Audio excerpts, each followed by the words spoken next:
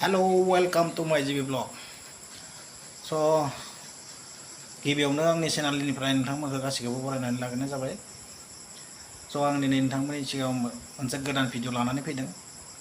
स' नोंथांमोना भिडिअखौ नायलांबाय थादो आरो नायनायजों लोगोसे नोंथांमोना लाइक, साबस्क्राइब आरो शेयार खालामलांगोन होननानै आं मिजिंथिबाय। स' बिदिब्ला गोबाव खालामला भिडिअखौ आं नोंथांमोननो देखायनोसै। नोंथांमोना नायलांबाय थादो। चलो मा लाबोदो नोंसोरो?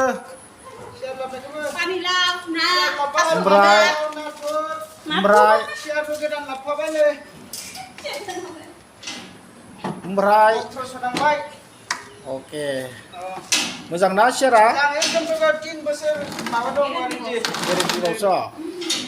टाटानि दे थिगानो दं थिगानो दं। नाय मा पदम फुल लाबोदो नामा? मा इयो? नाथुर ओमफ्राय माजों जागोन इखो? थास' बिबारजों। इमान गेदेर गेदेर नाथुर न' मोननाय? बाजारनिफ्राय बायना लाबोदो। गोथाव जागोन दा? थास' बिबारजों नाथुर दे लानांगोन थास' बिबारजों ना गोथाव जानांगोनलै। वाव दे स' लोगोफोर नायदो नै थास' बिबार आरो नाथुर। थास' बिबारजों नाथुरजों जोंहा संगोन। बेनि उनाव अलरेडि नाथुराबो नैबे बासिखांसिगोन, साफा खालामसिगोन।